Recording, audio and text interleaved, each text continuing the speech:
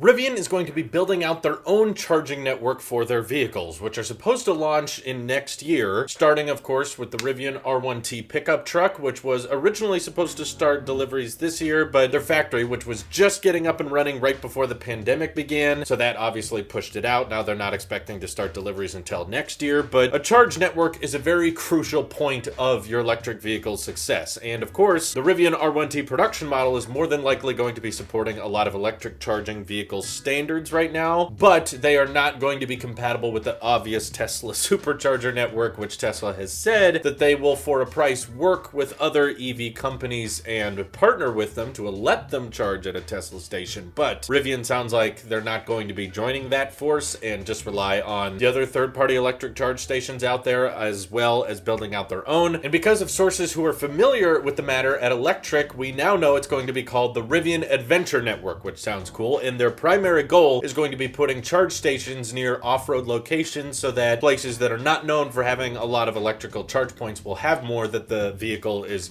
specifically designed to go to. So colder climates, outdoor climates, adventure areas, which may mean that these charge points don't have a lot of stalls because they're going to be known for being in less populated areas, so they may not be that busy or preoccupied. But knowing that a charge network of any kind is going into place is good news nonetheless. I would love to hear more information from Rivian about this because I still definitely have some questions. Like, yeah, Rivian is going to support standard DC fast charging like other electric vehicles out there, but will Rivian be designing their own proprietary port that will allow for faster charging in the future? We don't know for sure. All we really know is Electric's take on the matter, which is saying that these charge stations will be capable of delivering 200 kilowatts of charge to the car, which obviously is good. That's still real fast charging, but it honestly does not reach the insane speeds that the version 3 Tesla supercharging does, and that's being rolled out now. There's V3 superchargers all over the country and throughout Canada, and that works on some of the most popular electric vehicles on the road today. Of course, the Model 3, the Model Y are capable of charging at 250 kilowatts. So if Rivian's not launching until next year and it's 2021 and they're capped out at 200, I mean, it's not the end of the world. It's still charging at a really fast, insane rate. That is the same charge speed as the Model S and Model X, which are very high-priced luxury vehicles. It's still good. I'm just saying it won't be exceeding any insane charging milestones that Tesla has already reached out for. And the fact that these charge points Rivian is looking at installing are apparently only going to support 2 vehicles at a time. So definitely not the insane ambition that the Tesla supercharger network is, but they are hiring people that are former Tesla employees that led the supercharging installation process. So knowing how they were able to go out, get them done, get those superchargers up and running, I hope that Rivian is able to do that as well. When Rivian first unveiled the prototype for the R1T, they said it would max out at around 160 kilowatts. So of course, that's the prototype. I'm hoping the production model can be better because Rivian has said in the past their goal is to underpromise and over-deliver because they want the production models to be better than the prototypes. But if you haven't watched some of my videos on Rivian in the past, my opinion on them is I'm rooting for them. I want them to do good, but at the same time, I'm not going to lower my standards for them because I think any electric vehicle company that has not delivered a single vehicle to a customer yet is at a severe and way lower level than a company that has delivered over 1 million vehicles to customers. So I think Rivian has a lot of ambition. They have a lot of plans. They obviously have a lot of funding, but it seems like their project with partnering on Ford on making an electric Lincoln vehicle has been shelved, and that can't be good for Rivian's success. And while the R1T and R1S have been pushed back, Rivian has still stated that they will be able to deliver the 100,000 electric delivery vans for Amazon by the end of the decade, despite not even making a prototype yet. So they have a lot of work to do. They have a long way to go, but my personal prediction is that you will design a car very, very differently if you have to produce hundreds of thousands of them. And these prototypes look cool. They're very practical. They're very modern looking, and I think that this design would be very, very popular, but I'm concerned at the same time that they haven't really given us a firm price yet. They kind of tell us what it's not going to cost and that there will be options that are cheaper, and there's some leaks going around of what they're rumored to cost, but the fact that Rivian still can't decide yet says a lot, I think, about the future of the vehicle, because if this thing starts at $50,000, that would be pretty cool, but if it starts at $90,000 and the range is not much over 200 miles, then yeah, that's going to paint a very different picture for the company. So once mass production starts beginning, I think Rivian will know what they can comfortably afford charging their cars for, but making one of something, making 1 or 2 prototypes of a pickup truck that's electric, yeah, that's, I think, the easy part. That's relatively easy, but once once you start making hundreds of thousands of them and you have to provide service for them and replacement parts and actually start delivering these things to customers, and customers are going to complain and you're going to have to invest in mobile service teams and roadside service and all that, then you will probably start designing your vehicles a lot differently, because, you know, there was a lot of learning that Tesla had to go through after releasing the Model S, the X, and the 3, and that's what brought them where they are today, because mass producing one of those vehicles was a challenge in itself, and they learned the most they could from those experiences to make the cars cheaper via mass production efficiency. So Rivian is untested and unproven in that department, so I hope they can do great, but at the same time, they got a lot of competition against them. So I hope that they're able to make some next generation charge speeds for the Rivian, because that would be a great leg up on Tesla if they could compete with them on that. But as it stands right now, sounds like Rivians aren't going to charge as fast as Teslas do. What do you guys think of the Rivian Adventure Network? Feel free to hit me up over on Twitter, join my Discord, and let me know more of your thoughts there. Thank you all for watching. Hope you have an excellent rest of your day.